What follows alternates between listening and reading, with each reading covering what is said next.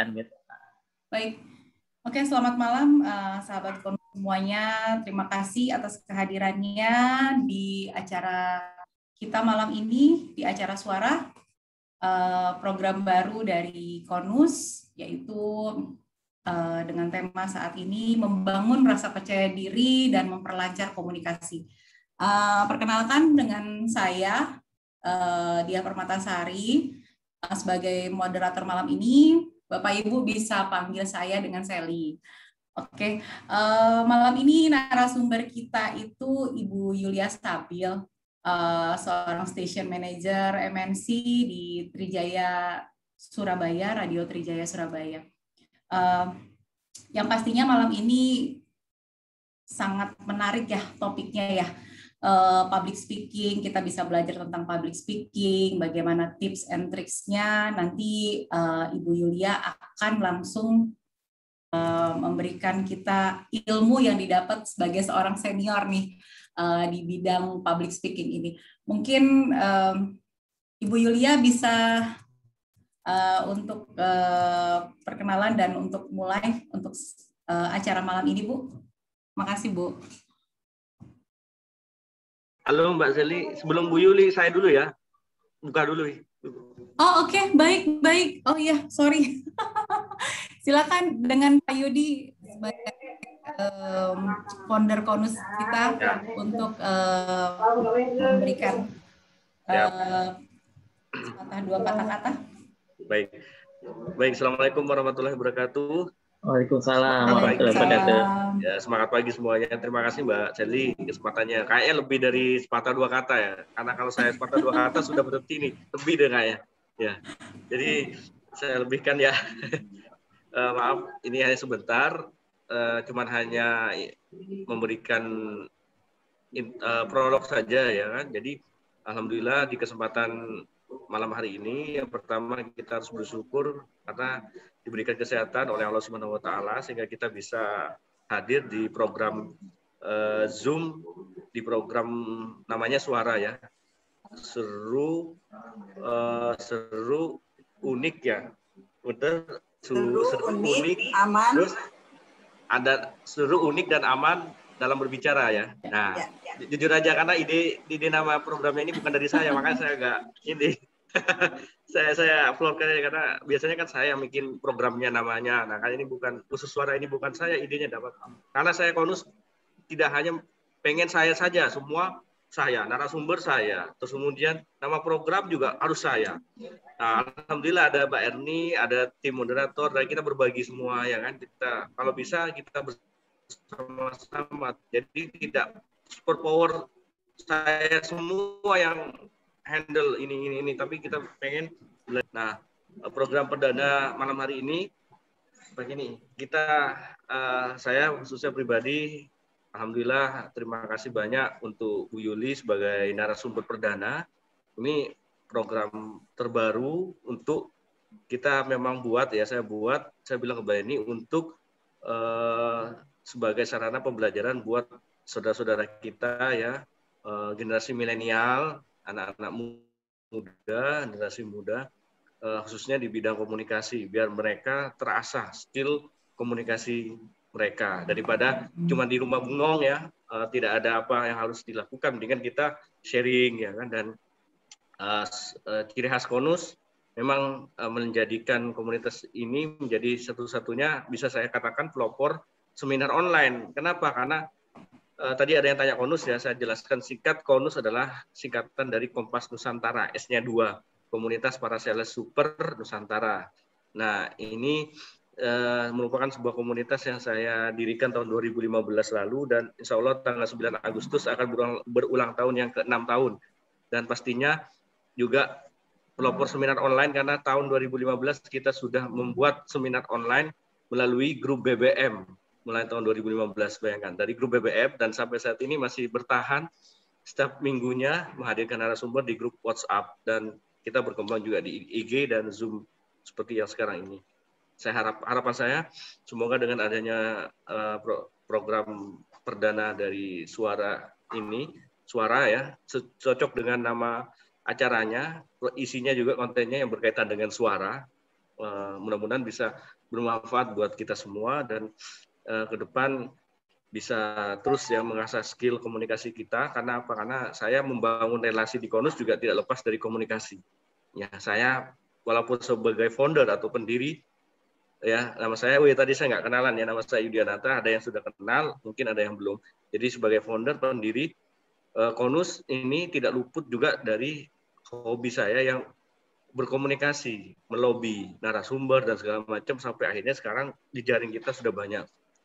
Nah, mungkin dari sini skill komunikasi, pentingnya skill komunikasi kita. Ya. Jadi sales pun juga tanpa komunikasi yang hebat, saya yakin tidak akan menjadi sales yang hebat juga. Semua berawal dari komunikasi. Mungkin itu produk dari saya, dan selamat menikmati. Saya nyatakan dibuka untuk umum ya Bu Yuli, dan semoga ini konsisten ya Mbak Erni dan semuanya, Mbak Sally yang mendukung, Pak Doni pastinya yang mendukung untuk Zoom-nya ini dari Unifa Digital Campus. Saya ucapkan terima kasih. Bu Yuli dari MNC Trijaya Surabaya juga terima kasih. Semuanya yang mendukung, mensupport, terima kasih banyak, dan harus konsisten mau tidak mau. Seperti halnya di WhatsApp grup Konus yang konsisten saya menghadirkan biografi dan program-program lainnya ya. Terima kasih sekali lagi. Semoga bermanfaat, dan Wassalamualaikum warahmatullahi wabarakatuh. Waalaikumsalam Pak Yudi. Baik, untuk mempersingkat waktu dan untuk memulai acara ini, kami persilakan untuk Ibu Yuli untuk memulai tema kita untuk malam ini, Bu. Waktu dan tempat. Ya, terima kasih Mbak Sally. Terima kasih juga untuk Mas Yudi, Mbak Erni, Mas Doni. Nggak ada Mas Doni nggak bisa jalan. Terima kasih Mas Doni. Udah nggak bosen-bosen ya terus support Konus. 6 tahun ini ya Mas Yudi ya. Nggak terasa ini sudah mau 6 tahun. Semoga saja nanti pandemi sudah hilang. Jadi Agustus kita bisa ketemu, bisa langsung tatap muka. Udah kangen banget sama Mbak Yudi nih, kangen banget. Benar ketemu lebih seru ya, lebih rame. Oke, kalau biasanya saya duduk sebagai moderator, saya yang mempersilahkan narasumber. Nah, malam ini belajar jadi narasumber. Ya, saya hanya akan mengajak teman-teman untuk sharing saja. Menarik ketika Mbak Erni menawarkan, Bu Yuli, saya mau ada acara nih di Konus, ada acaranya suara.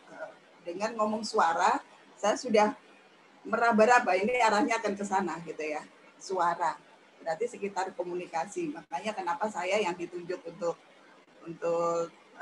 ditunjuk Mas Yudi untuk ini. Sebetulnya saya sungkan ya, karena di Konus sendiri banyak yang lebih senior dari saya. Kemarin sudah saya tawarkan, tapi ya untuk mengawali nggak apa-apa deh. Nanti mungkin next-nya untuk yang lebih detailnya itu senior saya juga ada di grup ini. Luar biasa nih grup. Pokoknya ada semua, ada mulai dari yang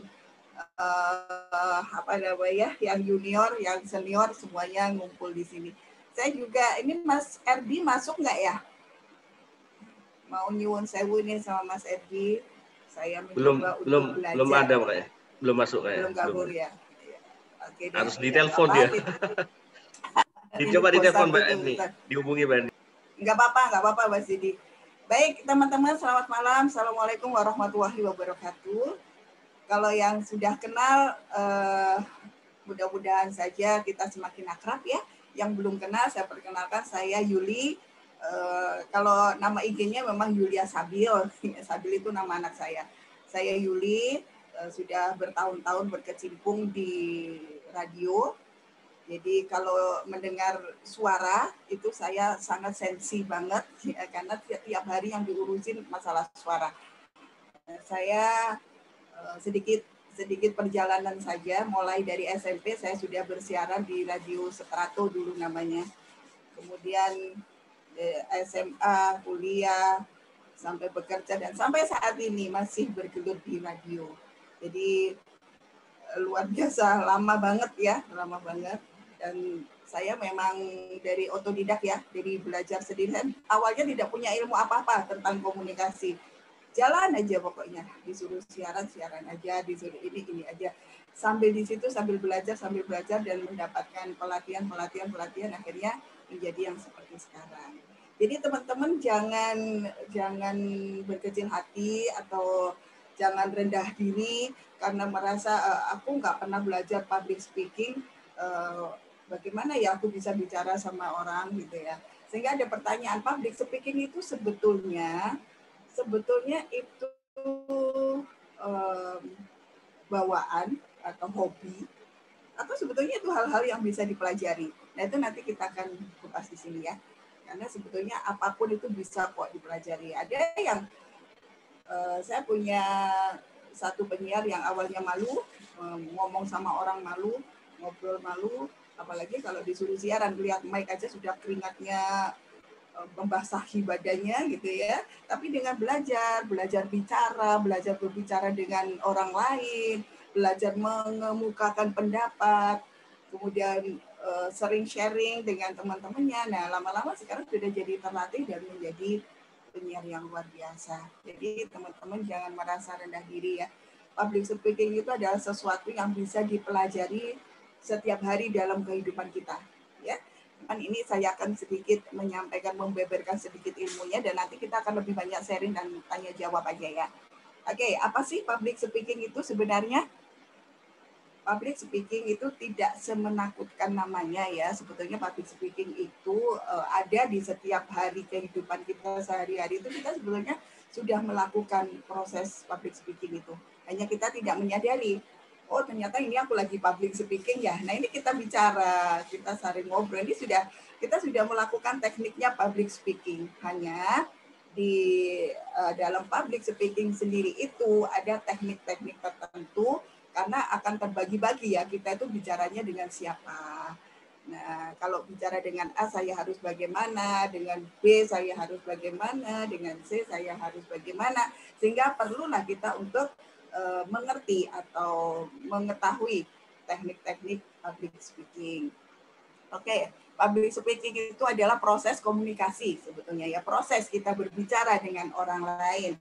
Proses komunikasi yang dilakukan di hadapan khalayak ramai atau sekelompok orang. Jadi bukan berarti berarti public speaking itu hanya bisa dilakukan di saat kita rapat dengan orang banyak. Enggak juga ya. Tapi public speaking sendiri itu wajib untuk dipelajari, wajib untuk dimengerti oleh semua orang, apapun profesinya. Baik itu profesinya sebagai customer service, apalagi ya, itu harus sangat paham dan mengerti mengenai public speaking. Kemudian, apakah kalau saya hanya bekerja sebagai admin, saya harus butuh public speaking? Perlu pasti. Anda bicara dengan atasan Anda bicara dengan rekan-rekan Anda, pasti setiap hari melakukan itu kan, komunikasi. Jadi Anda juga harus memahami apa sebenarnya public speaking itu. Ya. Pada umumnya public speaking bertujuan untuk apa sih sebetulnya tujuannya? Kenapa kita harus mengenal dan mengerti public speaking? Tujuannya untuk apa? Untuk memberikan informasi. Bisa jadi juga untuk mempengaruhi. Mempengaruhi artinya misalnya kita berbicara, bagaimana tekniknya kita bicara. Ini Mas Yudi nih yang sudah pintar ini, teknik mempengaruhi ya. Jadi bagaimana caranya seorang narasumber itu diajak Mas Yudi sehingga beliau sampai mau untuk mengisi, padahal kesibukannya juga banyak gitu ya. Kalau saya lihat tuh narasumbernya luar biasa, hebat-hebat gitu. Nah, ini menggunakan public speaking juga yang tanpa disadari Mas Yudi sudah dimiliki dan luar biasa. Kenapa luar biasa? Buktinya semua narasumber tuh nggak keberatan kok kalau Mas Yudi yang ngajak untuk monggo kita bisa sharing di sini. Nah, itu artinya apa? Teknik yang dilakukan itu sudah benar. Bagaimana caranya, itu kita bisa pelajari sehari-hari. Nah, atau bisa jadi public speaking itu untuk menghibur orang banyak. Seorang pelawak itu adalah penghibur. Apakah itu bisa dibilang bahwa dia sedang melakukan public speaking? Iya dong, tentu. Dia menghibur banyak orang. Dia berbicara, mencari bahan bicaraan yang membuat orang terhibur dan tertawa. Itu nggak mudah. Itu juga ada teknik-tekniknya sendiri. Ya, seperti itu. Jadi nggak sulit sebetulnya public speaking itu. Hanya tinggal kita mengikuti saja, mengikuti flow-nya siapa yang kita ajak bicara. Jadi harus bisa membedakan ketika Anda sedang berbicara, teman-teman sedang berbicara dengan anak-anak, berbicara dengan ABG, berbicara dengan kakek-kakek, nenek-nenek, berbicara dengan teman sebaya, pasti kan ada perbedaannya. Ya, jadi itu yang dibutuhkan kemampuan untuk berbicara, dipahami oleh siapa yang kita ajak bicara. Nah, kalau kita bicara dengan anak-anak menggunakan bahasa yang biasa kita gunakan dengan teman kerja, saya yakin anak-anak Anda tidak akan bisa memahami ini Bapak lagi ngomong apa sih, gitu ya. Nah, tapi kalau kita mengerti bahasa anak-anak itu seperti apa ya, kita bicara dengan anak-anak ya kita menggunakan bahasa anak-anak. Ya, jadi harus bisa dipilah-pilahkan antara kita berbicara dengan si A, si B, si C itu pasti berbeda. Saya berbicara dengan Mas Yudi, dengan saya berbicara dengan Mbak Erni, dengan Mbak Sally tentu beda. Karena Mas Yudi sukanya kalau saya bicara seperti apa ya, oh Mas Yudi ini modelnya orangnya begini, kalau bicara begini, saya akan mengikuti ke sana. Kalau Mbak Erni itu orangnya tegas begini ngomong begini, berarti saya harus ikut seperti ini, seperti itu ya. Jadi supaya lawan bicara kita nyaman untuk berbicara sama kita. Itu salah satunya kenapa kita harus memahami public speaking. Oke, next mungkin. Ya. Nah, kalau saya memberikan judulnya rasa percaya diri, membangun percaya diri itu memperlancar komunikasi. Jadi coba kalau ini sebetulnya gambarnya ini ya, kalau yang di bawah itu orang yang benar-benar percaya diri untuk menyampaikan sesuatu. Jadi kenapa dia percaya diri? Satu, materinya sudah dikuasai. Saya mau bicara apa hari ini? Hari ini saya mau mengemukakan apa kepada audiens? Itu sudah benar-benar dipahami dan dia mempersiapkan semuanya dengan cermat, preparing yang bagus, sehingga dia merasa mantap, merasa percaya diri untuk menyampaikan semuanya, itu lebih enak. Dan yang menerima juga enak. Sebaliknya yang di atas, gambar yang di atas, dia sangat ketakutan karena dia tidak tahu, saya harus ngomong apa ini di depan orang banyak. Pertama yang muncul pasti apa? Keringat dingin yang keluar banyak banget gitu ya, basah, bentar-bentar menghapus keringat. Jadi nggak nyaman sekali. Kalau sudah begitu, yang mendengarkan juga merasa tidak nyaman. Sudah pasti ke bawah ya, ke bawah aura kita. Jadi kalau kita mau membawakan sesuatu, kita harus bisa membuat audiens itu bisa nyaman. Mendengarkan kita nyaman, melihat kita juga nyaman, kan seperti itu ya. Kalau melihat kita ketakutan, aku mau ngomong apa ya? Mereka ikut bingung juga. Ini aku mau dengerin apa gitu ya. Ada lagi yang kadang contohnya ketika pembicara itu ngomong panjang lebar banyak hal ke sana kemari, yang mendengarkan sambil tidur karena ngantuk. Kenapa? Materinya mungkin membosankan, dibawakannya tidak sesuai dengan yang diinginkan oleh audiensnya. Banyak sekali kan kita melihat itu kalau ada seminar atau yang kadang-kadang pembicaranya membosankan jadi ngantuk gitu ya. Nah, itu juga salah satunya kenapa kita harus mengerti tentang public speaking. Ya, dan kita harus juga menguatkan, kenapa saya tulis di situ rasa percaya diri itu memperlancar komunikasi. Karena kalau kita tidak percaya diri, bagaimana komunikasi kita bisa terjalin? Saya misalnya minder, saya nggak bisa ngomong sama Mas Yudi, saya malu pasti kalau diajak cuma seperti itu ya. Salah satu lagi teman-teman, yang membuktikan orang itu tidak menguasai materi atau tidak siap dengan bahan pembicaraan yang akan dibicarakan, dia akan banyak menggunakan kata a, e, o, biasanya sambil garuk-garuk itu artinya materi yang dikuasainya belum sempurna, belum semuanya dikuasai, sehingga dia mau bicara apa dia bingung. Ketika dia ditanya apa, dia mau menjawab apa, kalau bingung dia pasti akan keluar kata atau a. Jadi saya punya kebiasaan kalau saya punya penyiar baru, itu saya akan ngetesnya dia cuma dalam 5 menit dia bicara, ada berapa kali kata yang dia sampaikan. Jadi hari ini kita akan membicarakan tentang nah itu kalau dalam 5 menit aja dia sudah lebih dari 3 sudah pasti anak itu tidak lolos untuk jadi penyiar. Karena berarti dia tidak menguasai apa yang dia sampaikan. Ya, lama-kelamaan kalau itu dibiarkan, itu akan menjadi habit. Setiap dia ngomong selalu ada pasti teman-teman juga sering menemui orang yang kadang-kadang bicara. Jadi begini bapak-bapak, ibu-ibu, malam ini kita akan membicarakan tentang nah, jadi tidak sedap juga kan didengarnya terlalu banyak atau biasanya kalau tidak ada lagi ke habit yang oke. Sebenarnya kalau kita siaran atau kita ngobrol atau kita menjadi host, sekarang kita akan lanjutkan berapa kali dalam satu sesi pembicaraan itu juga ada kita temui. Nah, itu nggak bagus juga. Boleh itu untuk memperindah, tapi tidak sesering itu ya. Jadi mungkin sekarang kami persilakan untuk Bapak A menyampaikan sesuatu yang akan disampaikan. Cukup 1 kali tidak yang bentar-bentar. Jadi hari ini kita akan bicara soal suara ya. Saya akan memperdengarkan suara ya. Seperti itu ya. Itu sangat membosankan sekali. Jadi itu harus dihindari juga. Ini hal-hal yang rutinitas setiap hari kita temui sebetulnya. Nah, maka kemampuan berbicara dengan siapapun, yang terpenting adalah kita harus mempersiapkan rasa percaya diri yang cukup. Dari mana didapat rasa percaya diri? Itu tadi dari materi yang sudah disiapkan. Apalagi presentasi, teman-teman. Kalau presentasi Anda tidak percaya diri sudah, jangan berharap presentasi Anda akan berhasil. Ya, baru berdiri, baru dilihat beberapa orang di depan kita, audiens sudah mulai mengawasi kita, sudah gemetar semua, sudah berkeringat semua. Jadi ketika mau ngomong apa gemetaran secara tidak langsung kita akan gemetar. Ketika ngomong bibirnya akan bergetar. Jadi suara yang keluar juga jadi nggak bagus, ya. Jadi itulah pentingnya kita harus mempunyai rasa percaya diri. Tapi jangan berlebihan juga. Kalau berlebihan kepedeannya juga nggak bagus, ya.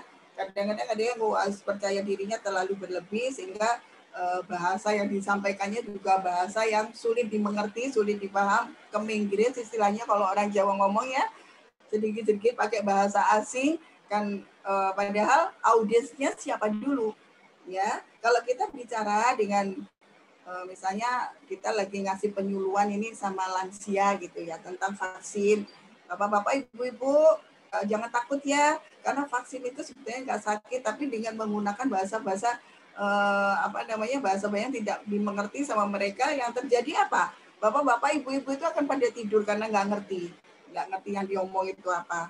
Ya, itu salah satu contoh. Jadi kita mesti benar-benar memahami siapa lawan bicara kita. Kalau misalnya ada yang bertanya di tengah saya bicara, boleh ya, supaya nggak kelupaan. Nanti takutnya kalau udah kelewat banyak kelupaan. Monggo boleh langsung ini ke Mas Joni. Oke, next. Jadi sudah paham ya kenapa kita harus mempunyai rasa percaya diri. Dan kenapa percaya diri itu bisa melancarkan komunikasi. Itu sudah pasti. Nah, kalau banyak nih yang menduga bahwa kemampuan public speaking itu hanya dibutuhkan kalau kita berbicara secara formal kepada atasan kita, mungkin kepada pejabat, atau kepada orang-orang yang dituakan, seperti itu ya. Padahal sebetulnya dalam kehidupan sehari-hari tidak seperti itu. Public speaking itu adalah teknik bicara yang digunakan dalam bahasa yang pastinya kita harus mengerti dengan siapa kalayaknya, siapa yang diajak bicara. Jadi tidak mutlak bahwa public speaking itu hanya dipelajari, digunakan untuk berbicara secara formal. Salah ya. Itu biasanya kalau orang-orang awam mengira kita ngomong aja. Apa sih public speaking kan seperti itu ya. Padahal ya walaupun kita bergaul sehari-hari, kalau kita menggunakan bahasa yang indah, kemudian bahasa yang nyaman didengar, jadi kita semakin banyak teman-teman yang menyukai kita, semakin gampang kita membangun relationship dengan siapapun juga. Oke, next. Nah, ini manfaatnya. Kenapa sih Bu Yuli kita mesti harus belajar public speaking? Emang ada manfaatnya, yang penting kita bisa ngomong, kan ya sudah gitu kan ya. Boleh, itu pun nggak salah. Cuman kan kita hidup ini pasti punya mimpi, punya tujuan, punya keinginan untuk menjadi yang lebih dan lebih lagi. Seperti itu kan. Jadi bicara pun kita tidak asal bicara. Bagaimana caranya kita bicara tetapi bisa menarik perhatian orang lain. Oke. Oke, baik. Ini ya, ada permintaan tolong materi di-share di kolom chat. Ya, nanti di akhirnya akan di-share materinya. Oke. Manfaat yang terpenting sebetulnya kita belajar public speaking itu adalah untuk tadi meningkatkan rasa percaya diri. Ya, kalau kita sering melakukan public speaking, sering belajar, maka kenapa rasa percaya diri itu semakin meningkat? Karena kita merasa bahwa oh ternyata aku mampu ya, ternyata aku bisa ya menarik perhatian, ternyata aku bisa ya berbicara dengan benar, sehingga kalau Anda kalau Anda sudah mengerti tentang bagaimana sih bicara yang baik, bagaimana sih menempatkan diri untuk berbicara dengan khalayaknya, pasti rasa percaya diri udah muncul. Oh, aku bisa ternyata. Ya, kalau sudah rasa percaya diri muncul, insya Allah apapun akan bisa dilakukan dengan baik. Kemudian yang terpenting lagi adalah meningkatkan keterampilan riset Anda. Kok bahasanya terlalu ini banget sih, riset apaan dan seperti itu ya. Mungkin ada pertanyaan seperti itu. Oke, kenapa disampaikan bahwa public speaking meningkatkan keterampilan riset? Oke, baik. Ada yang mau bertanya? Sebentar ya, saya selesaikan dulu yang tentang riset. Agar bisa menyampaikan presentasi dengan baik, kita harus sering melakukan apa? Supaya presentasi kita baik dan benar. Kita pasti melakukan pengamatan, ya, mencari bahan-bahan, membaca supaya tahu apa sih yang akan kita sampaikan, supaya yang kita sampaikan benar, tepat sasaran, tidak kemana-mana. Caranya bagaimana? Caranya yaitu tadi kita memilah-milah, mencari-cari. Nah itu namanya secara tidak langsung kita sudah melakukan riset. Tepat nggak sih kalau materi A ini saya sampaikan di sini? Tepat nggak sih kalau materi B ini saya sampaikan di sini? Itu namanya secara tidak langsung Anda sudah melakukan riset. Ya, jadi dengan sering sekali Anda melakukan itu, maka otomatis dengan sendirinya keterampilan Anda melakukan riset akan semakin keren, ya, semakin bisa untuk memilah-milah. Oh, bahasa ini nggak bagus lah kalau aku ngomong sama Pak Doni, aku harus bicara dengan bahasa ini berarti nggak bagus. Yang bagus apa ya? Oh ini, aku harus bicaranya seperti ini. Nah, itu ya. Jadi Anda akan pintar di situ, akan dengan sendirinya seperti itu. Ini adalah manfaat yang terpenting. Tapi tadi manfaat yang lain ada yang menambah wawasan Anda. Dengan melakukan sering melatih public speaking, wawasan Anda pasti otomatis akan bertambah ya. Jadi akan semakin pintar. Oh, kalau saya bicara seperti ini saya salah ya. Keliru ya. Oh, berarti yang benar seperti ini. Nah, itu namanya Anda sudah mulai membuka wawasan dirinya, mulai terbuka. Kemudian tadi next manfaat yang tadi Mbak sebelumnya mungkin Mas Doni.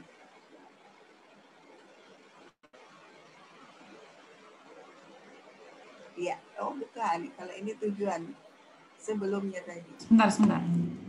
Ya, ini Bu. Iya, betul. Ini kan? Iya. Iya, betul. Terima kasih. Oke, ini adalah manfaat yang lain. Menambah wawasan, meningkatkan rasa percaya diri tadi sudah disampaikan, meningkatkan leadership. Loh, kenapa kok bisa meningkatkan leadership? Otomatis seorang leader itu orang yang bisa untuk menyampaikan bahasa dengan bermacam-macam karakter manusia, benar nggak? Ini kalau ini Mbak Sally nih, Mbak Sally ini seorang sales manager. Saya yakin Mbak Sally punya anak buah yang berbeda-beda. pasti tahu caranya berbicara dengan si A bagaimana, dengan si B bagaimana. Karena kita punya, oke lah kita punya tim 10. Dari 10 orang ini pasti tidak sama.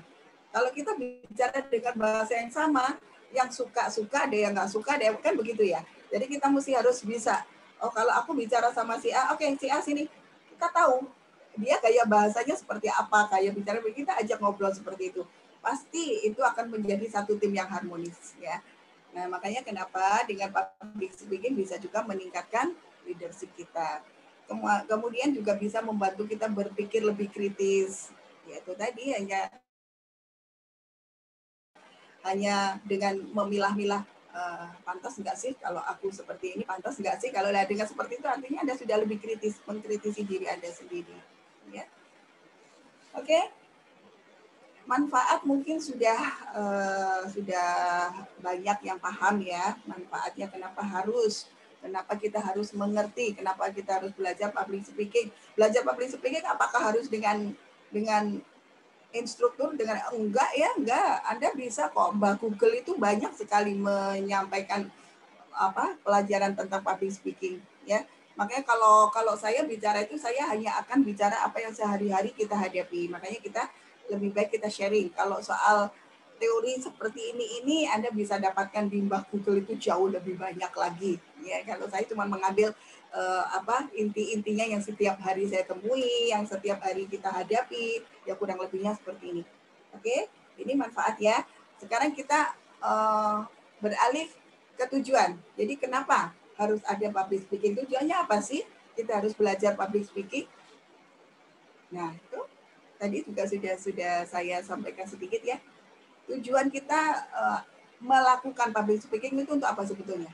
Satu, menyampaikan informasi. Kedua, bisa menghibur audiens, itu seperti yang dilakukan pelawak stand up comedy itu ya. Itu sebetulnya mereka sudah melakukan public speaking dengan menghibur audiens, kemudian mempengaruhi audiens. Nah, itu adalah tujuannya. Dan ini kita butuhkan sekali untuk kehidupan sehari-hari pasti. Ya, untuk menyampaikan informasi supaya tidak keliru, bagaimana caranya seperti itu. Oke, next Mbak. Supaya ini kita cepetin aja ya, kita akan lebih banyak sharing ngobrolnya aja.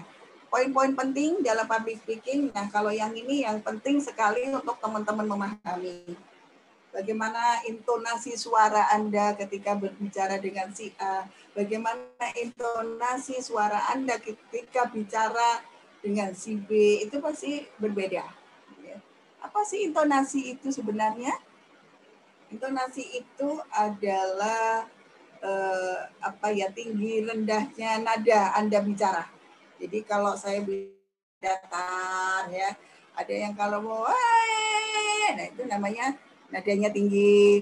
Itu yang disebut intonasi. Jadi bagaimana kita mengatur intonasinya, meninggikan suara kita, merendahkan suara kita supaya orang itu tidak salah mengartikan apa yang kita sampaikan, ya. Jadi kalau kita menyampaikan berita bahagia, biasanya kita cenderung nada suara kita tinggi ya. Weh, selamat ya kamu dapat juara, misalnya, pasti tinggi. Beda dengan kalau kita menyampaikan berita duka. Gak mungkin kan kalau kita menyampaikan berita duka, weh, nenekmu meninggal, kan gak begitu ya.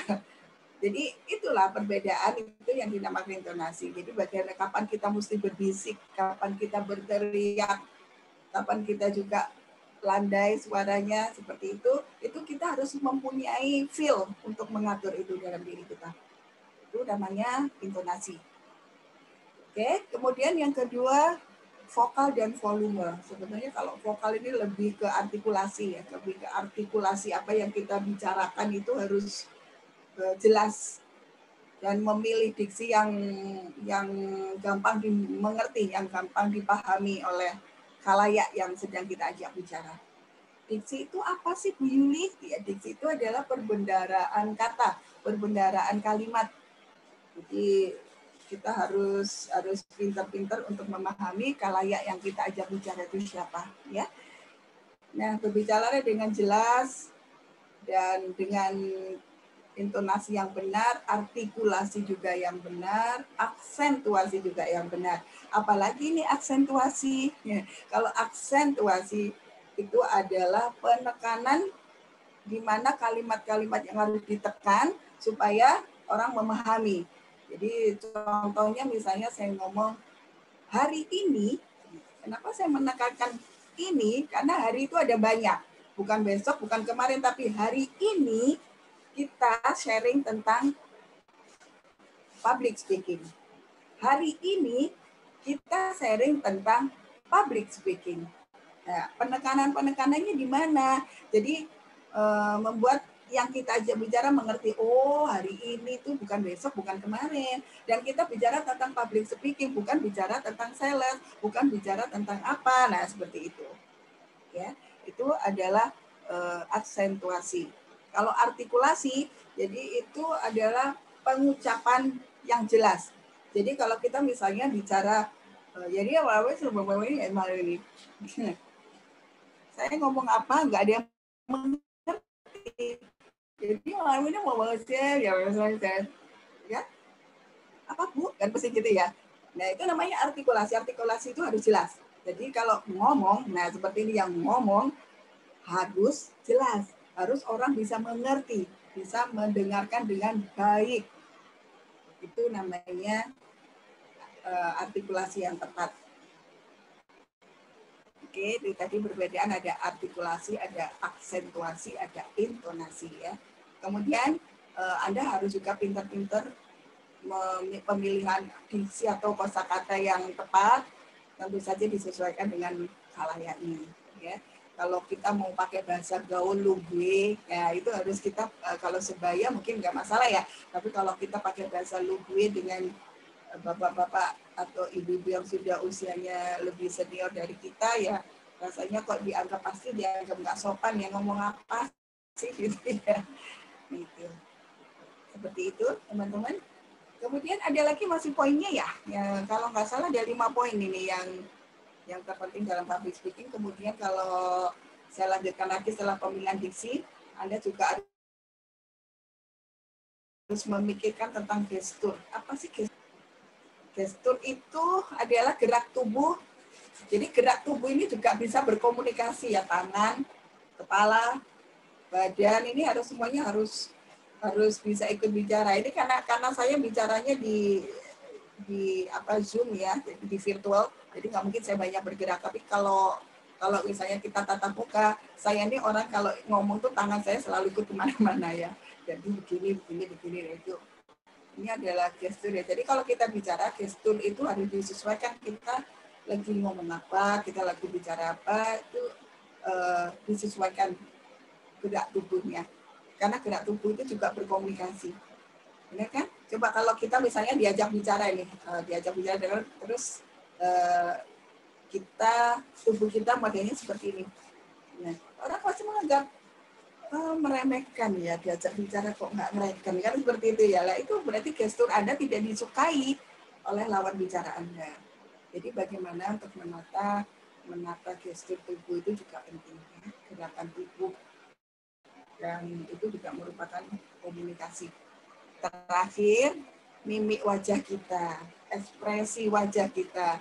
Jadi kalau kita, terutama kalau menjadi speaker ya, itu harus wajahnya tuh enak dilihat, harus membuat suasana itu jadi menyenangkan gitu ya. Kalau kita berbicara dengan wajah yang sedih, misalnya saya bilang, teman-teman, malam ini kita akan bicara tentang public speaking ya. Kita akan belajar kalau speaking, bisa dibayangkan ya dalam hitungan 10 menit aja paling semua sudah pada live itu hilang ya, habis ya. Nah ini adalah mimik wajah kita. Saya yakin kalau ini sih semua sudah paham. Ya, oke. Nah ini kayaknya banyak pertanyaan, ada 9 pertanyaan. Kalau dari saya, poin-poin public speaking itu sebetulnya tidak terlalu sulit ya. Tidak terlalu membutuhkan pengetahuan yang sulit atau susah atau detail, enggak ya sebetulnya. Sehari-hari kita sudah berlatih tentang public speaking, tapi ada teori-teori memang yang penting-penting tadi sudah saya sampaikan. Untuk trik tips dan lain-lain itu juga Anda bisa cari sebetulnya, dan setiap hari juga Anda bisa lakukan itu. Bagaimana kalau sekarang kita buka sesi tanya jawab aja Mbak Sally supaya lebih enak ya. Oke. Karena kalau materi bisa dicari, tapi yang penting kita sharing apa yang terjadi di sekitar kita saja. Ya, Mungkin Ibu. itu lebih enak ya. Baik. Oke, ini ada beberapa pertanyaan. Pertama itu pertanyaan dari Mbak Erni. Nggak kedengeran ya, masih mute nih mungkin Mbak Sally. Sudah nggak di mute? Nggak kedengeran ya? Kedengeran nggak, Bu? Iya, kedengaran tapi agak buat terputus-putus. Oke. Sinyalnya mungkin kurang bagus ya. Oke, ini ada pertanyaan pertama itu dari Mbak Erni. Bagaimana mengatasi grogi saat kita sebagai pembawa acara? Mungkin Ibu bisa bantu untuk menjawab pertanyaan dari Mbak Erni, Bu? Ya, boleh diulangin lagi Mbak. Nggak jelas suaranya. Suaranya Mbak Sally putus-putus. Oke Bu, kalau begini jelas nggak Bu? Mendingan sih, cuma agak ngebread dikit. Nggak apa-apa Mbak, coba. Yang penting saya bisa nangkep. Sinyalnya saya jelek. Oke, pertanyaan pertama dari Mbak Erni. Mbak Erni bertanya, bagaimana cara mengatasi grogi kita sebagai pembawa acara? Mungkin Ibu bisa bantu untuk menjawab pertanyaan dari Mbak Erni, Bu, untuk mengatasi grogi. Mengatasi grogi. Iya, benar sekali, Bu. Mengatasi grogi pada saat jadi pembawa acara, seperti itu, Bu. Baik. Ya, Mbak Erni, terima kasih. Untuk mengatasi grogi, ya, grogi ini adalah penyakit bawaan ya. Sama, saya dulu juga seperti itu. Jadi gini, kalau kita mau menjadi seorang MC misalnya, pembawa acara ya, pasti grogi itu luar biasa karena berhasil tidaknya, bagus tidaknya sebuah acara itu ada di tangan hostnya. Ya, bagaimana lancar tidaknya itu ada di tangan hostnya. Pastilah Anda akan merasa tertekan, Anda akan merasa bagaimana ya nanti kalau aku nggak bagus, ya itu yang akan membuat grogi. Jadi sebaiknya sekali lagi materi harus dikuasai, kuasai materi dengan baik, kemudian kenali audiens. Makanya kalau menjadi host itu harus adaptasi dulu. Jadi sebelum mulai kita sudah harus ada di situ, kemudian mengamati, oh audiensku ini ya, ini semua kita lihat semuanya. Jadi kita merasa sudah dekat dengan mereka. Kita tidak merasa grogi lagi. Lawan grogi itu dengan bahwa aku bisa. Nah, kalau ekstrimnya dulu awal-awal, ini pengalaman aja, ketika saya merasa grogi untuk naik ke panggung karena di depan saya begitu banyaknya orang dan saya harus memimpin satu acara karena menjadi MC, itu saya melihatnya ke kepala mereka, jadi lurus ke kepala mereka, jadi tidak melihat wajahnya, karena kalau melihat wajahnya kita akan grogi. Tapi tentu saja materi harus sudah dikuasai dengan baik. Sebetulnya yaitu poinnya ada di kuasai materi dengan baik, kemudian adaptasilah dengan situasi di mana Anda akan menjadi host atau menjadi presenter di situ, dan kemudian lepaskan semua beban. Jangan merasa tertekan, jangan merasa waduh kalau nanti aku begini gimana, nanti kalau nggak berhasil gimana. Jadi gini, itu boleh ada was-was itu sebelum acara dimulai. Tapi setelah acara mulai, Anda sudah harus relax semuanya. Ya, hadapi apa yang terjadilah. Do the best, ya itu. Gampang banget kok Mbak Erni. Itu kalau sudah, apalagi nanti kalau sudah terbiasa, sekali grogi, 2 kali agak malu-malu, 3 kali kebiasaan, 4 kali ngurangi, 5 kali kecanduan nanti. Seperti itu ya, bisa dipahami. Gimana Mbak Erni? Mbak Erni sudah cukup ada lagi? Jelas Mbak.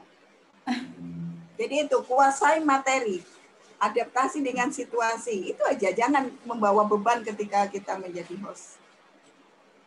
Oke, next. Ini ada pertanyaan, salah satu pertanyaan dari Mbak Indah. Selamat malam, apakah ada tips simple untuk bisa menumbuhkan rasa percaya diri padahal kita sudah kuasai materi presentasi, khususnya jika berbicara dengan audiens? Audiensnya itu adalah atasan atau orang-orang yang kita tahu lebih dari kita. Kira-kira nih Bu, tipsnya nih Bu? Ya, bisa dimaklumi. Itu tadi sudah saya sampaikan juga kan bahwa kalau kita bicara dengan atasan, dengan pejabat gitu ya, biasanya kita mempunyai rasa, aduh aku harus bagaimana ya, nanti aku kalau begini salah, begitu salah ya, padahal materi sudah dikuasai. Nah, kalau Ibu Indah ya, Ibu Endang, siapa? Bu Indah. Ibu Indah, Ibu Indah. Ibu Indah. Oke, Ibu Indah. Kalau Ibu Indah sudah menguasai materi, jadi saya yakin Ibu Indah sudah percaya diri itu pasti muncul. Sebetulnya itu hanya di materi kok, Bu. Karena takut apa? Takut materinya nanti diprotes sama atasan kan gitu ya. Sebetulnya yang membuat kita grogi, yang membuat kita nggak percaya diri kan gitu. Materi kita ini sudah benar belum ya? Nanti aku begini, ternyata ini salah. Nanti aku begini, ternyata ini salah, kan seperti itu. Jadi kalau Ibu sudah menguasai materi, yakinlah bahwa materi yang Ibu bawakan itu benar. Kalau persoalannya ternyata nanti pimpinan itu nggak cocok dan memberikan masukan begini, nggak apa-apa. Tetap kita terima bahwa ada perbaikan di situ. Tapi Ibu dalam penyampaiannya akan lebih baik kalau Ibu meyakini bahwa materi yang dibuat itu sudah benar. Gitu. Jadi jangan nanti kalau salah gimana ya, itu yang membuat sebetulnya membuat grogi, yang membuat kita bicaranya deg-degan, yang kita membuat kita nggak yakin, nggak percaya diri adalah di situ, Bu. Membangun percaya diri itu bahwa anggaplah apa yang Ibu lakukan itu yakini dulu bahwa yang saya buat ini sudah benar dan saya sudah benar dengan cara saya seperti ini. Saya menyampaikan presentasi seperti ini itu sudah benar. Nah, itu harus diyakini dulu. Kalau Ibu sudah benar-benar yakin, insya Allah tidak ada yang namanya tidak percaya diri. Ya, nggak percaya diri atau grogi itu sebetulnya apa sih? Sebetulnya hanya kita kurang percaya dengan kemampuan kita saja. Ya, yakini kemampuan Anda. Anda mampu kok. Yakini itu. Insya Allah pasti percaya diri itu akan muncul. Seperti itu Ibu Indah. Oke, kita lanjut lagi. Sama-sama, Ada Bu pertanyaan ya. dari Pak Redo Prastiandi. Pak Redo mungkin tadi Pak Redo. ada mau pertanyaan, silakan Pak Redo. Selamat malam Pak Redo. Oke, baik. Terima kasih. Selamat malam, Ibu. Halo. Ya, silakan Pak. Ya, silakan Pak. Ya. Terima kasih, Ibu moderator. Di sini saya di Prastiandi mau bertanya ya sedikit mengenai public speaking ya. Halo. Maaf Halo. Pak, suaranya. Silakan Pak, silakan. Suaranya keputus-putus. Oke. Saya Rudi Prastiandi, ini mau tanya mengenai public speaking ya. Halo. Mengenai public speaking. Silakan Pak. Ya, silakan Pak. Pertanyaannya boleh langsung disampaikan Pak. Ini kalau biasanya dalam public speaking itu kan seseorang itu juga melakukan gestur tubuh gitu ya. Ya. Oke. Gimana kalau seandainya dalam dia menghadapi, maksudnya di atas panggung dia menghadapi orang banyak itu tiba-tiba salah dalam bentuk gestur tubuh, apakah itu berpengaruh terhadap audiens yang lain atau bagaimana seperti itu? Maksudnya gestur tubuhnya kenapa Pak Redo? Maksudnya gini, kalau seandainya seseorang itu salah menyampaikan, maksudnya salah menggunakan gestur tubuh dalam penyampaian pesan, apakah itu berpengaruh terhadap audiens atau tidak? Gimana gitu maksudnya? Mbak Sally bisa dibantu, mungkin saya yang kurang ini. Iya Bu, maksudnya dengan gestur tubuh Bu, gestur tubuh dengan cara penyampaiannya Bu, seperti itu Bu. Bagaimana? Jadi ini mungkin mudah-mudahan benar ya. Ini nggak tahu kenapa, apakah di saya nih yang suaranya nggak jelas. Jadi pertanyaan Pak Redo, kalau di atas panggung, apakah gestur tubuh itu juga mempengaruhi? Oke, betul Bu. Betul. Iya. Oh, baik. Pasti sangat mempengaruhi Pak Redo. Sangat mempengaruhi. Kalau kita bicara, taruhlah kita sebagai MC ini ya, di atas panggung. Kemudian gestur tubuh kita tidak nyaman. Nah, apakah kita akan bisa berbicara dengan baik? Saya yakin tidak. Karena ketidaknyamanan gestur tubuh yang Anda tampakkan itu pasti mempengaruhi dengan apa yang Anda sampaikan. Jadi kalau gestur tubuh Anda lebih rileks, lebih enak, menyapa dengan lebih, hai, selamat malam, apa kabar? Nah, saya yakin itu akan lebih menyenangkan untuk audiens. Jadi gestur tubuh itu memang benar-benar sangat mempengaruhi Pak Rido dimanapun ya, mau di panggung, mau di televisi, bahkan di radio yang orang tidak bisa melihat kita, seorang penyiar itu pun mengatur gestur tubuhnya Pak ketika dia bicara. Supaya benar-benar ketika didengarkan itu meyakinkan sekali. Gitu ya. Jadi kalau pertanyaannya apakah gestur tubuh di panggung itu sangat mempengaruhi audiens, sangat pengaruh sekali. Seperti itu Pak Rido. Gimana Pak Rido untuk jawabannya Pak? Mungkin ada yang mau ditanyakan lagi Pak? Pak Rido? Oke. Next Bu, kita ada satu pertanyaan lagi nih Bu, pertanyaan dari Bapak Nur Ali. Pak Nur Ali, malam Pak Nur Ali. Pak Nur Ali ini menanyakan, saya mau tanya, saya sering nggak pede atau grogi kalau menghadapi konsumen. Mungkin cara tipsnya Bu supaya nggak grogi gitu Bu, sama nggak pede kalau menghadapi konsumen itu seperti apa gitu Bu? Oke, tapi Silakan, saya yakin Bu. Pak Ali nggak seperti itu kok. Pak Ali sudah keren kok ngadepin konsumennya ya Pak Ali ya. Baik, mungkin ini ada permasalahan untuk teman-teman yang lain ya, bagaimana caranya supaya nggak grogi ngadepin konsumen. Terus alasannya kita grogi menghadapi konsumen sebetulnya apa ya gitu. Coba kita cari dalam diri kita sendiri. Kenapa aku harus grogi ngadepin konsumen sementara produkku ini bagus? Ya, diyakini dulu bahwa produk yang Anda bawa untuk konsumen itu adalah produk yang bagus. Kecuali kalau Anda membawa produk yang istilahnya abal-abal, nah itu ya sudah pasti itu akan membuat grogi, membuat kita nggak pede karena kita membawanya barangnya aja nggak jelas kan gitu kan. Tapi kalau kayak Pak Nurali alasannya apa mau grogi atau mau apa nggak percaya diri terus grogi ngadepin konsumen?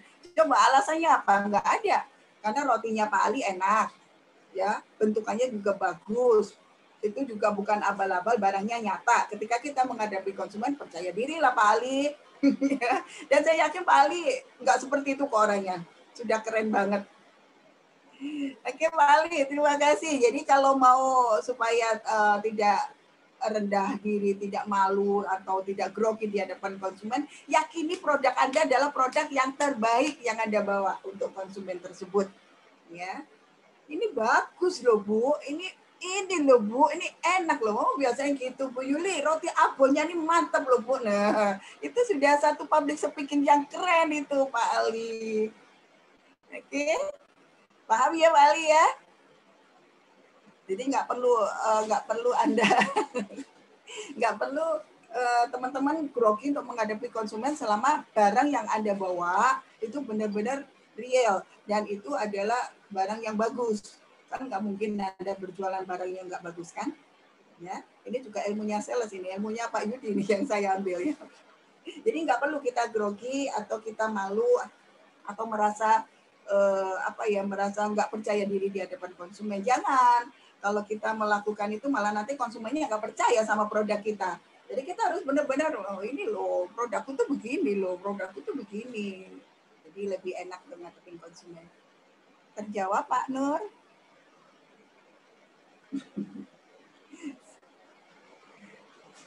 Oke, next ada lagi Mbak Seli. Halo? Masih ada pertanyaan lagi? Ada. Tadi ada Mr. Erdi yang tanya. Iya, Mr. Erdi. Mana tadi siapa itu yang ya? tanya? Mr. Erdi. Dia nyamar kayaknya. Kalau dia mah nggak nanya, dia ngetes saya kalau dia tuh. Iya, nyaman. Mana sudah ya? Oke. Chatnya ya? Sorry. Kebetulan tadi inian saya ke-mute. Jadi, siap. Ya. Oh, pantesan kok nggak kedengarannya kayak Mbak Seli. Ya. Silakan. Makanya saya ambil alih tadi. Ya, Pak, tolong dulu deh Pak. Soalnya ini inian saya hilang nih kayaknya nih. Bisa inikan dulu Pak Yudi pertanyaannya tadi soalnya hilang. Pertanyaannya ada di chat. Mana chat ya? Sebentar. Ini dia makanya Ya, saya juga hilang. Chat. Mr. RD. Oh, tanya. Oh, ini dia. Oh ya. Kalau blank saat perform, bagaimana cara mengatasinya? Wah, coba suara. Miss Erdi bisa bersuarakah? Mana Mas Erdi? Silakan, Ayo silakan ngomong. Mas Erdi. Nah, ini diam-diam. Anda mau bertanya atau mau ngetes saya, Mas? Padahal dia sering perform loh. Iya, kalau saya mah apa? Ilmunya kalah nih sama Bos Erdi ini. Makanya dia mau ngetes saya ini. Oke, apa Mas Erdi? Bagaimana? Kenapa tadi Mas Didi? Kalau blank saat perform, bagaimana cara mengatasinya? Oh, kalau blank saat perform, pulang aja.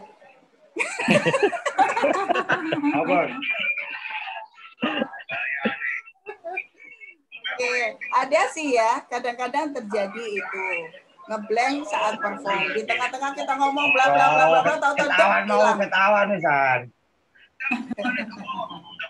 Yois. Ya, Ya. tidak suara. Gimana Bu caranya Bu? Halo, tes. Nah. Tes. Nah, caranya Oke, pulang selamat aja malam tidur. Cinta. Pulang aja tidur. Selamat malam Cinta, selamat malam semuanya.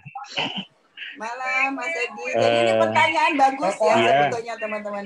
Ini pertanyaan bagus. Kalau Mas Edi sih saya yakin nggak mungkin itu terjadi. Saya sekarang hari ini peserta, jadi memposisikan diri sebagai peserta. Sebentar Itu, ini Bu. bocor Mas Ed. Lagi bocor, banyak yang ngomong. Banyak barengannya yang ngomong. Mas Doni mohon dibantu bisa di-mute kali Ya, hanya Mas Erdi dan Bu Yulin yang mic-nya terbuka. Oh, berarti Ya, mic-nya baik. Mas Edi itu banyak orang ya. Oke, Mas Edi. Oh iya. Terima kasih pertanyaannya. Ini mewakili teman-teman yang lain ya. Kalau beliau saya yakin nggak akan mungkin itu terjadi. Beliau itu nggak akan pernah kehabisan kata-kata. Bahkan kelebihan kalimat beliau. Tapi teman-teman yang lain saya yakin pasti ada yang pernah mengalami itu ya. Ketika kita perform, sudah ngomong alor ngidul, tiba-tiba blank, apa yang harus saya ucapkan lagi, apa yang saya omongkan lagi, lupa. Dan kita terdiam sejenak. Nggak apa-apa, lebih baik diam saja. Jangan garuk-garuk, kelihatan kalau Anda salah nanti. Diam saja, tarik nafas panjang, kemudian kan alihkan pendengaran audiens atau penglihatan audiens itu dengan gestur tubuh Anda. Misalnya, saya ambil nafas dulu ya. Nah, nggak apa-apa, ya nggak apa-apa. Jadi buat mereka tertawa atau apa sambil Anda mengingat-ingat apa ya yang terlupakan tadi itu ya gitu. Nah itulah efeknya kalau kita misalnya melakukan presentasi dengan menghafal, ya. Karena kalau hafalan kadang-kadang kita kelihatan apa lewat slide bisa lupa. Jadi sebaiknya kalau kita mau presentasi itu di samping menghafal, di samping kita menghafal, kita harus memahami apa sih sebetulnya mau tak sampaikan. Sehingga ketika ada blank yang Anda tidak ingat kalimatnya, tapi Anda tahu bahwa ini tadi saya mau menyampaikan ini. Saya yakin itu tidak akan sampai blank. Gitu ya teman-teman. Jadi kalau tiba-tiba ngeheng, tiba-tiba kok lupa ya tadi saya mau ngomong apa gitu. Itu artinya berarti Anda karena hanya berpatok pada hafalan kertas yang Anda bawa. Tadi nanti aku mau ngomong ini, sebaiknya jangan begitu. Sebaiknya Anda memahami apa yang akan disampaikan. Sehingga ketika lupa, tapi Anda sudah tahu bahwa aku tadi itu mau menyampaikan begini, itu tidak akan kehabisan kalimat, ya pasti akan muncul kalimat yang lain. Dan bagaimana saya harus mengalihkan supaya audiens itu nggak tahu kalau saya itu lagi lupa. Ya kan gitu ya, supaya audiensnya nggak ngerti, itu ahlinya Mas Erdi itu. Kadang-kadang materinya tadi kemana, dia lari kemana itu bisa dia. Jadi sebaiknya Anda bisa jadi punya plan B ya. Artinya ketika saya lupa di sini, alihkan, ajak audiens untuk bercanda misalnya dengan suruh menebak apa, atau ngobrol guyonan apa sambil Anda mengingat-ingat kembali untuk membalikkan lagi ke pokok materi semula. Iya. Terima kasih. Ya, terima kasih Bu. Terima kasih Guru. Baik, terima kasih banyak. Sahabat Konus, mungkin ini ada yang di chat banyak nih Mbak dari Pak Amin Tatul ya. Oh, ini bagaimana cara mengatasi aja Ibu? Pertanyaan Iya, mengatasi apa Mungkin Pak dia? Armin bisa bantu untuk silakan Pak. Ya, Pak Armin Tatwil ya. Pak Armin Ya. Tatwil. Pak Armin. Malam ke-mute kayaknya tuh Pak Oh iya. Armin. Ibu sepertinya Ibu. Masih Ibu. mute. Ya, Oh, Ibu silakan Ibu. Mungkin Ibu masih ke-mute, bisa silakan untuk Masih ke-mute. masih ke-mute Ibu. Mute-nya dibuka dulu Ibu. Bu Ani bukan ya? Bu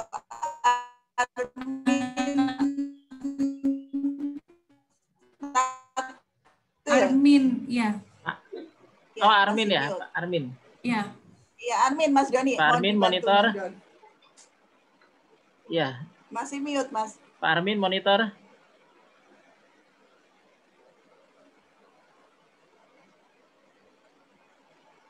Pak Armin silakan dibuka mic-nya. Pak Armin monitor.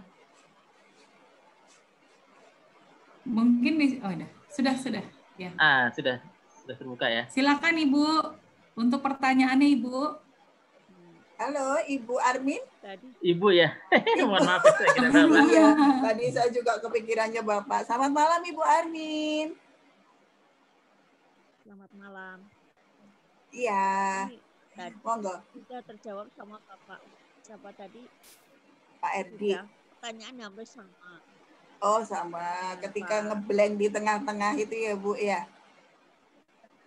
Waktu kita menyampaikan waktu ngajar waktu kita mesti pertemuan di tengah-tengah itu terus kita ngeblank. Seperti itu. Seringkali seperti itu yang Kalau sering ngeblank itu biasanya permasalahannya ada satu, lupa materi Ibu. Yang kedua, karena ada pikiran lain yang sedang mengganggu. Misalnya ada permasalahan yang sedang mengganggu di benak kita sehingga apa yang kita bawakan itu sempat blank. Karena mungkin ini. Kalau contoh saja, kalau misalnya tadi di rumah sempat berantem misalnya ketika mau berangkat presentasi berantem. Nah, ketika ingat lagi jengkelnya gitu ketika tadi berantem, tiba-tiba apa yang mau kita sampaikan itu blank. Nah, itu wajar, biasanya itu juga suka terjadi. Kalau sudah begitu, tarik nafas, Bu, tarik nafas panjang, kemudian gestur tubuh kita yang bermain, alihkan untuk mengajak mereka ngobrol, kemudian baru sambil memutar kembali apa yang tadi sudah disampaikan. Nah, sebaiknya memang untuk menyampaikan itu materi itu tidak hanya dihafal itu tadi, Bu, harus dipahami sehingga ketika blank kita bisa menyampaikan dengan bahasa yang berbeda, tapi maknanya sama. Jadi tidak mengubah materinya. Seperti itu, Bu Armin. Terima kasih, Bu. Sudah cukup terjawab, Bu Armin? Baik, terima kasih, Bu Armin. Bu Yuli, ini mohon dijawab juga ada Ya. pertanyaan, saya hanya bacakan aja. Ini dari Bu Yandri atau Pak Yandri. Mohon izin bertanya, Bu, Pak konus Yandri. itu apa ya? Pak Yandri Nah. atau Bu Yandri? Nah, ini saya baru tahu malam ini ya. Silakan Bu Yuli aja jawab. Ya, kalau ini saya nanti kualat kalau jawab Pak Yudi. Saya takut kualat, jadi monggo dijawab Pak Yudi.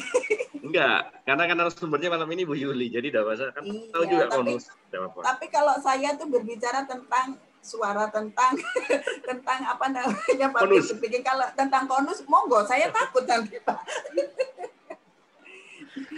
Jadi konus itu apa? Beliaunya ini yang jauh lebih tahu karena beliaunya ini adalah yang melahirkan konus. Jadi Pak Yudi ini adalah yang hamil 9 bulan kemudian melahirkan konus itu beliau. Monggo Pak Yudi, silakan. Baik, minta waktu sebentar. Terima kasih dari Kompas Nusantara ya, S-nya 2. Tadi saya sudah sampaikan di awal, atau kepanjangannya Komunitas Para Sales Super Nusantara. Nah, kami komunitas yang lahir di tahun 2015, berasal dari awalnya grup BBM. Nah, sampai akhirnya kami sudah terdaftar juga di SK Menkumham, legalitasnya sudah ada, tapi kami konsisten sebagai bisa disurvei ya. Kalau bisa disurvei silakan, monggo, mungkin bisa satu-satunya Group, karena kami dapat penghargaan di tahun 2018 dari LabPit, Lembaga Prestasi Indonesia Dunia, sebagai satu-satunya WhatsApp Group di Indonesia dan di dunia yang konsisten mengundang narasumber yang profesional dalam bidangnya. Saya ceritakan singkat bahwa Konus konsisten dulu waktu 2015 sudah melaksanakan seminar online.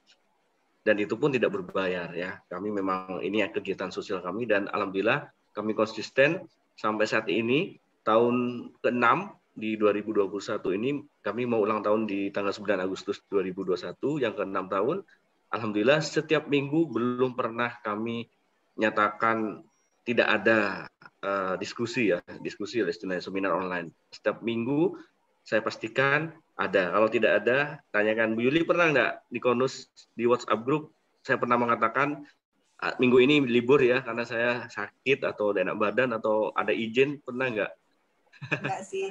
Kalau Enggak, yang ya? ada narasumbernya yang berhalangan mendadak. Itu pun saya ganti. Itu pun saya ganti dengan yang lain. Dicarikan penggantinya. Dan ini bukti nyata juga tadi Mr. RD itu sampai mau gabung ke Konus butuh waktu 2 tahun.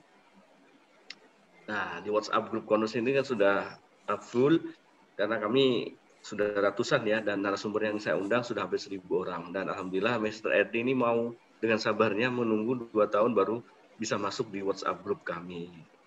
Nanti kalau pengen tahu tentang Konus bisa nanti chat siapa yang tahu tentang program ini, nanti bisa saya masukkan ke daftar antrian, waiting list di grup WhatsApp grup Konus. Gitu mungkin Bu Yuli, ada teman. Berarti saya bersyukur ya Pak Yudi bisa menjadi grup pertama ya. Alhamdulillah saya menjadi MC-nya itu udah berapa kali ya? Ketika ulang tahun ya Pak. Ulang tahun, betul. Ada hikmah ya. 4 terakhir keempat ya waktu itu ya, sebelum pandemi betul. Ya. Belum pandemi. Ya, Ini Pak Yandri malah, Pak tadi saya mau gabung tapi tidak bisa gabung di WhatsApp group. Ya, full Pak. Waiting list. Harus makanya waiting list tulis dulu, Pak, nomor ya, HP-nya ya. Bisa ditulis nomor HP-nya, nanti saya save. Ya. Nanti saya bisa saya daftar masukkan di waiting list. Atau nih nomor HP saya catat. Iya, di waiting list. Karena nanti mungkin kalau ada yang nggak aktif ya Mas Yudi ya, bisa digantikan dengan yang, karena yang lebih narasumbernya saja sudah nggak mau keluar itu. Masa saya mau usir? Iya. betul sekali. Ya kan, masa saya usir nggak bisa kan? Nah itu ya, mungkin. Ya, mohon maaf ya Pak Yandi, harus sabar. Oh ya, itu ya nomornya sudah. Oke. Ya, ini sudah Sudah ya, siap. Ya. Oke. Baik. Ibu Armin minta nomor WhatsApp. Siapa? Nomor WhatsApp saya. Dari Mas tadi. Dalam? Belum tak tulis. Oh, siap. Oke, nanti. Nah, kalau ada yang minta, nggak apa-apa ya Mbak Erni, nanti boleh kok di-share nomor saya. Nggak ada yang rahasia. Boleh, monggo kalau misalnya mau bertanya di luar forum ini, menanyakan sesuatu yang bisa saya jawab, yang mampu saya jawab, pasti akan saya jawab anytime, kapanpun. Monggo dipersilahkan. Bu Yuli, saya mau tanya Bu. Ya. Monggo Pak Yudi. Ya, tanya apa ngetes ya Pak? Tanya apa ngetes Pak? Tanya. Oh tanya. Tanya. Saya ini tanya tentang ini ya, saya pribadi tentang jadi mungkin apa yang saya lakukan sekarang, ya, terus komunikasi untuk narasumber, mencari narasumber itu seperti yang tadi Bu Yuli katakan, butuh public speaking yang luar biasa kata beliau ya kan. Nah, mungkin dari teman-teman semua bertanya, di Shanghai saya ini mungkin sudah dari kecil sudah terbiasa ngomong di depan banyak orang atau segala macam gitu kan, sehingga terbiasa, sehingga saya sekarang lebih mudah untuk mencari narasumber, untuk melobi dan segala macam. Padahal kenyataannya adalah dulu waktu SMP dan SMA saya itu agaknya pemalu, kurang pergaulan, kuper. Iya. Kelihatan kok. Iya, kelihatan. Siap. Sekarang malu-maluin mungkin ya. Dulu Mas SMP ketawa. Mas ketawa itu. Jadi dulu kurang pergaulan, kuper. Jadi memang pemalu benar ya. Jangankan ngomong di depan banyak teman-teman, saya aja melewati di depan saya ada beberapa kakak kelas saya yang perempuan itu malu keringetan sehingga saya balik arah. Iya, apalagi ngomong. Tapi dalam hati saya waktu itu, di dalam hati saya pengen menjadi seorang leader. Nah, itu pengen jadi seorang pemimpin. Tapi kenyataannya kemampuan saya tidak bisa gitu kan untuk mewujudkan itu. Tapi cuman hanya terpendam saja dalam hati saya.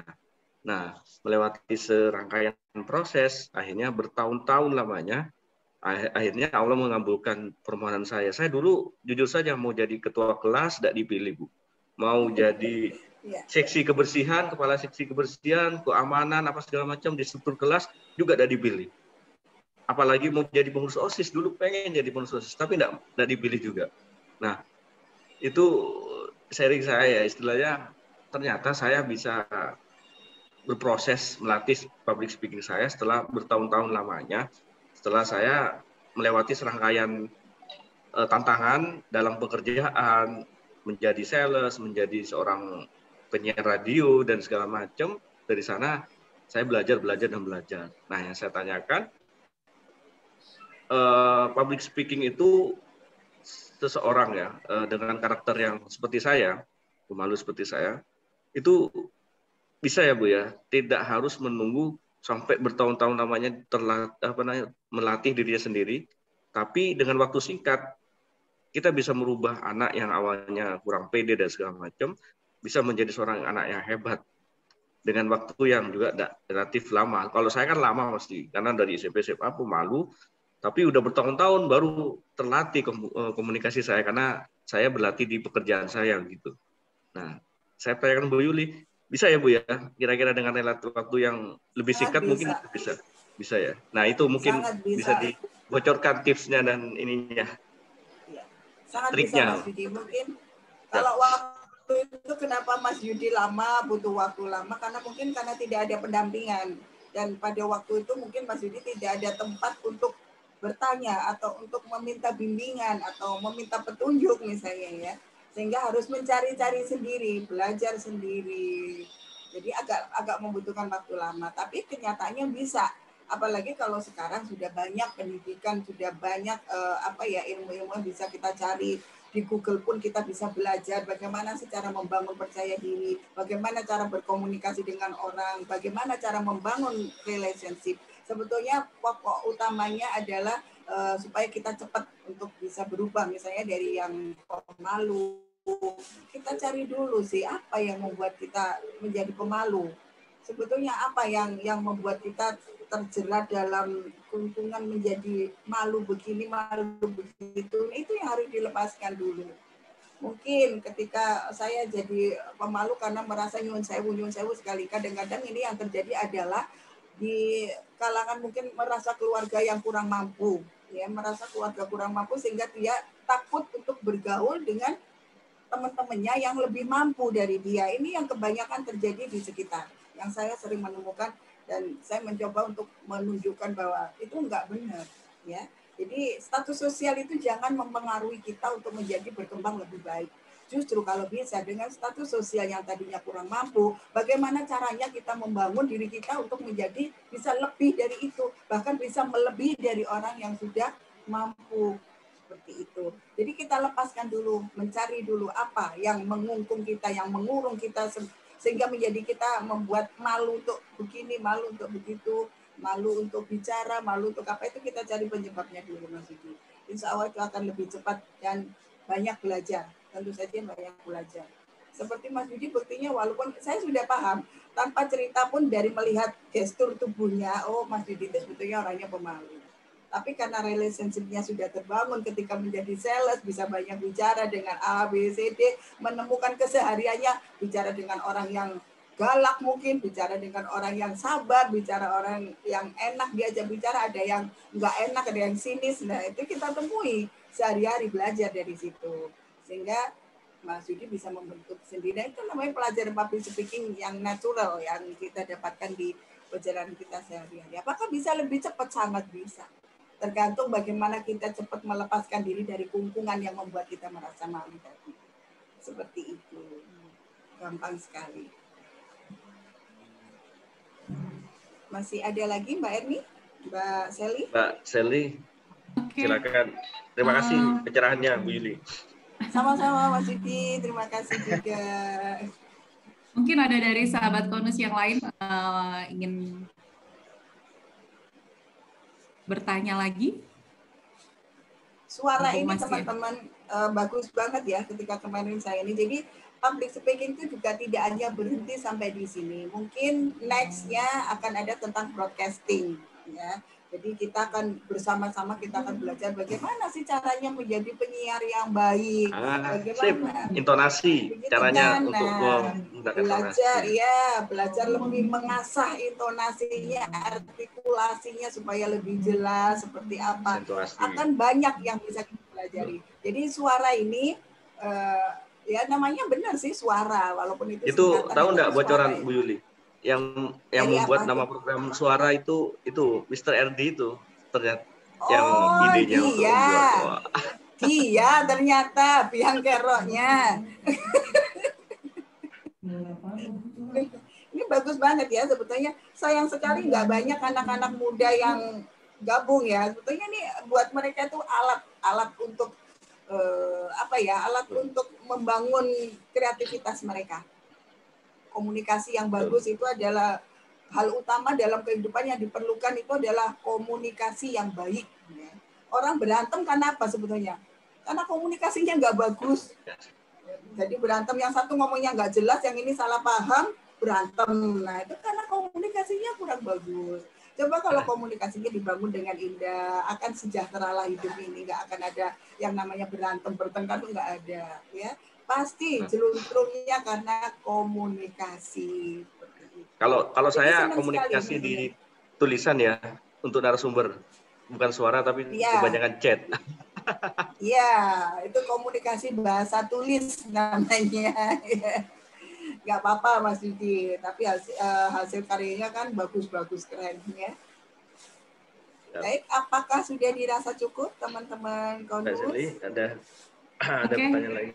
Oke, masih ada pertanyaan lagi. Kayak sepertinya sih kalau yang saya lihat sih nggak ada mungkin, tapi kalau memang masih ada pertanyaan masih dibuka untuk pertanyaan dari rekan-rekan konus semuanya.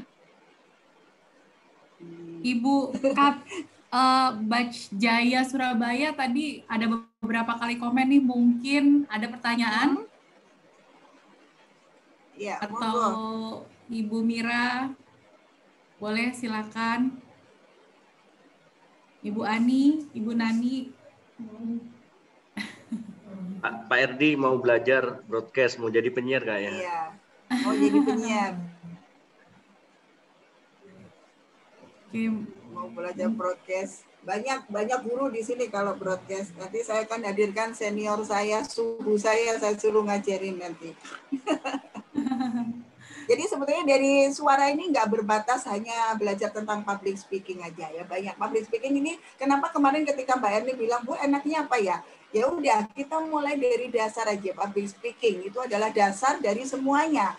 Kita bisa siaran, kita bisa tahu etika ngobrol, kita itu dari public speaking. Karena orang misalnya kepengen jadi penyiar ya. Apa sih sebetulnya modal utamanya untuk jadi penyiar? Kamu bisa ngomong aja. Sebelum yang lain-lain ya, bisa ngomong dulu. Setelah bisa ngomong, ada apa lagi? Akan A, B, C, D-nya itu nanti. Tapi utamanya komunikasinya bagus dulu. Ini ada pertanyaan lagi nih Bu, dari Pak Edi Bu.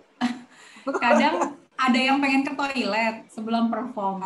Kenapa ya Bu ya? Nah itu Bu, mungkin bisa dijawab ini Bu. Itu perlu dijawab Kak?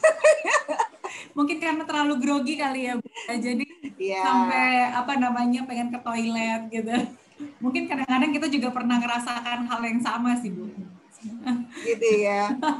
Oke, iya. Kalau orang grogi itu banyak ya. Kalau masih ke toilet masih mending. Ada yang kalau groginya udah kelewatan karena nervous banget itu bisa sampai mual. Mual aja ya. Rasanya sakit perut, mual, udah melihat orang tuh rasanya pengen muntah, pengen ini, pengen itu ya udah bahaya banget ya. Jadi itu harus benar-benar dihindari. Kalau kepingin ke toilet, kunci aja toiletnya. Itu ya Mas Erdi, kunci aja toiletnya supaya nggak pengen ke toilet. Atau pakai pampers ya. Ya kadang-kadang begitu, itu memang nggak bisa dipungkiri. Namanya awal-awal grogi, itu mau pengen ke toilet, pengen ini, pengen itu ada loh terjadi. Ini bukan cuma karangannya Mas Erdi, tapi ini terjadi. Kalau kita awal-awal dulu gitu. Kalau saya tipsnya biasanya supaya nggak grogi, itu biasanya saya berkaca, kemudian setelah melihat oh udah pas ya dandannya udah pas begini, ini saya biasanya ngobrol sama kaca. Selamat malam. Hari ini saya bla bla bla bla tuh ngobrol sendiri sama kaca, membangun rasa percaya diri kita dulu. Nah, itu tips sedikit aja tips saya sampaikan ya. Jadi kita ngobrol di kaca, bagaimanakah kita akan seperti itu ya, seperti orang gila ya sih. Tapi ya nggak apa-apa, itu untuk membangun bahwa kita supaya rasa percaya dirinya muncul, groginya hilang, sehingga ketika kita ngomong di hadapan audiens sudah benar-benar sudah menguasai. Jadi nggak grogi lagi. Seperti itu. Tapi kalau orang model kayak Mas Edi itu nggak mungkin grogi. Nggak pernah malu-maluin yang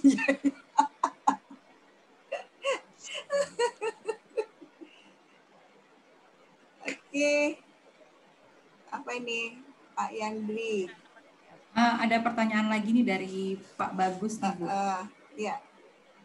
Oke, Pak Bagus, ada pertanyaan. Gimana cara menyelaraskan kecepatan otak dengan mulut? Kadang saya cepat memikirkan apa yang ingin saya sampaikan, tapi mulut nggak sinkron, akhirnya beribet ngomongnya. Atau kadang keluar kata-kata, Ya, betul sekali. Pak siapa ini? Dengan Pak Bapak siapa? Bagus. Kalau Pak Bagus. Bapak Bagus. Iya Pak Bagus, seperti itu yang tadi saya sampaikan. Kenapa muncul kata oke, gitu ya, kadang-kadang kalau kita mencari kosakata yang akan kita sampaikan berarti ternyata ini ada juga penyakit yang keduluan ada yang di otak daripada yang diomongin ya, bagaimana menselaraskannya. Jadi caranya adalah sekali lagi, apakah Anda sudah benar-benar untuk menguasai materi yang mau disampaikan? Itu aja sebetulnya. Kalau materi itu sudah runtun, sudah akan menyampaikannya benar, nggak mungkin akan balapan antara otak dengan mulut. Karena yang kita pikirkan di sini, itu pasti akan otomatis keluarnya apa yang mau diomongin, keluar. Kalau Pak Bagus sempat terjadi, blank ya, itu namanya, nggak selaras antara apa yang dipikirkan dengan apa yang diomongkan, itu artinya juga Pak Bagus masih belum benar-benar memahami apa yang akan disampaikan. Ya, karena kalau kita sudah memahami, sekali lagi saya sampaikan, kalau Anda mempresentasikan sesuatu, jangan hanya mengandalkan hafalan, tapi mengerti. Jadi memahami, materi itu benar-benar diserap, dipahami. Sehingga ketika lupa kalimat yang akan disampaikan tadi, itu kita sudah punya cara lain untuk menutupnya dengan bahasa yang berbeda tapi maknanya sama. Ya, maknanya sama. Jadi benar-benar materi itu ditelan, dimengerti. Jadi insya Allah kalau sudah begitu tidak akan balapan Pak Bagus, otak sama mulut akan sejalan, akan serasi. Ya, tapi kalau kita memang menghafal, itu kadang-kadang seperti itu karena hafalan kita sudah lebih dulu, sementara yang kita sampaikan baru sampai di bait 2 misalnya. Tapi hafalan kita sudah sampai ke bait 5.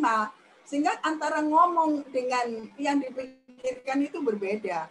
Nah, itu bahaya banget. Makanya lebih baik dicerna, benar-benar yang mau disampaikan itu benar-benar kita sudah hafal, sudah mengerti, sudah paham. Jadi tidak perlu kalimatnya itu sama, tapi maknanya sama. Jadi Anda tidak akan kehilangan kata-kata dan tidak akan beribet untuk menyampaikannya. Seperti itu. Ini perlu latihan juga. Kalau sudah dilatih kita sering bicara akan bisa. Kalau masih baru 1-2 kali bicara beribet, lupa, itu bisa dimaklumi. Tapi yakinlah kalau kita sudah sering melakukan dan kita harus berani untuk melakukan itu sesering mungkin. Melatih sesering mungkin supaya melatih antara otak dan mulut ini bisa harmonis, sehingga kita kalau ngomong itu lebih enak. Apa yang kita pikirkan, kita sampaikan dengan bagus, kita sampaikan dengan enak, seperti itu. Jadi poinnya apa? Menguasai materi, memahami materi yang akan dibicarakan. Memahami banget, bukan hanya menghafal, tapi memahami. Sehingga kita akan menyampaikannya tidak beribet. Karena kita sudah memahami, oh aku mau ke utara. Ya, aku mau ke utara. Jangan hanya menghafal aku nanti harus ke utara, tapi kita benar-benar sudah menghadap ke utara. Sehingga kita nggak akan mungkin ke selatan, ke barat, pasti akan ke utara. Ya, arahnya seperti itu. Jadi dalam komunikasi juga begitu. Kalau kita materinya sudah kita genggam, kita hafal dan kita pahami, kita mengerti, kita tahu artinya, tahu maknanya bahwa aku akan menyampaikan ini, ya sudah, jalani saja dengan rileks. Jangan tertekan, jangan nervous, supaya nggak beribet. Seperti itu. Dan ini butuh waktu, butuh jam terbang, butuh latihan. Pasti. Ya, satu contoh Mas Yudi aja, tadi sudah ada pengakuan tersendiri kan. Dari awal yang malu-malu, butuh latihan sampai bertahun-tahun ya. Kalau sekarang sudah nggak perlu lagi bertahun-tahun. Kalau dulu kenal saya dari dulu nggak bertahun-tahun. Mungkin nggak sampai 1 tahun sudah pintar ngomong ya. Seperti itu Pak Bagus, mudah-mudahan terjawab. Oke, Mbak Sally? Iya, mungkin kalau masih ada pertanyaan lagi, kalau ini Bu Ani, Mbak Sally pengen ikut belajar di WhatsApp grup Kodus ya, gimana caranya kata Bu Ani. Daftar dulu ya, waiting list juga ya. Silakan taruh nomornya dulu, nomor saya. Bu Armin Takwil minta nomor WhatsApp, boleh nanti bisa minta ke Mbak Erni atau Mbak Sally ya. Ibu Armi boleh, monggo. Oke, baik, nanti saya nanti untuk Mbak Erni mungkin dibantu Mbak share nomor. Boleh. Atau saya sampaikan aja ya, Ibu bisa WhatsApp ke 0811 3445 666. Jadi 0811 3445 666. Oke Mas Bagus, sama-sama. Terima kasih juga. Itu tadi nomornya Bu Yuli ya? Di-chat sama Mbak Eni. Tadi nomornya Bu Yuli ya? Betul. Oh ya. Okay. Bukan, tetangga Pak, tetangga. Ya, terima kasih. Iya, terima kasih banyak juga. Oke, sudah dirasa cukup pertemuannya? Ya. Bagaimana Pak Yudi? Masih ada tambahan lagi Pak Yudi? Mungkin closing statement dari Bu Yuli. Ya. Ini bagus ini istilahnya program pendana ini luar biasa. Suara is the best.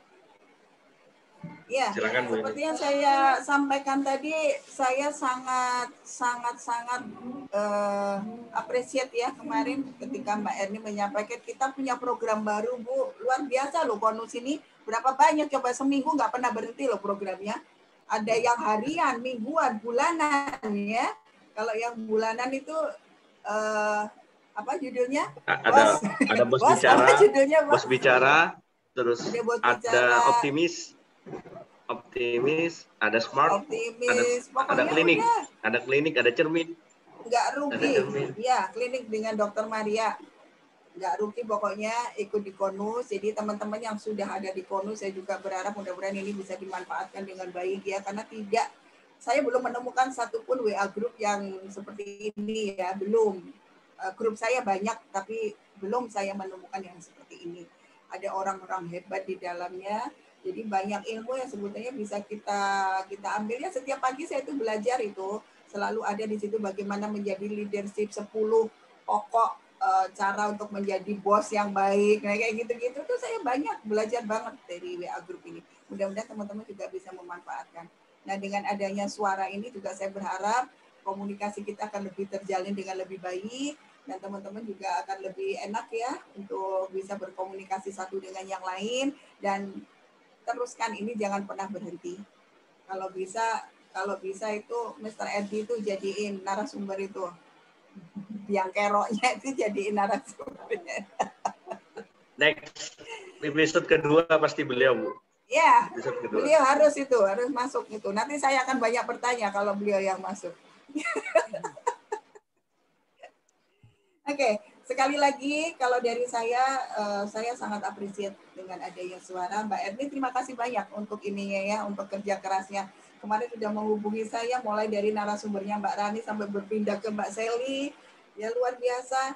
Dan di situ saya melihat ada apa namanya, berarti sekarang sudah muncul Yudi junior ini yang akan siap untuk mensupport Mas Yudi. Jadi konus regenerasi, harus ada regenerasi. Regenerasi, kan? Betul banget. Makanya saya senang banget ini. Welcome untuk Mbak Erni, Mbak Seli,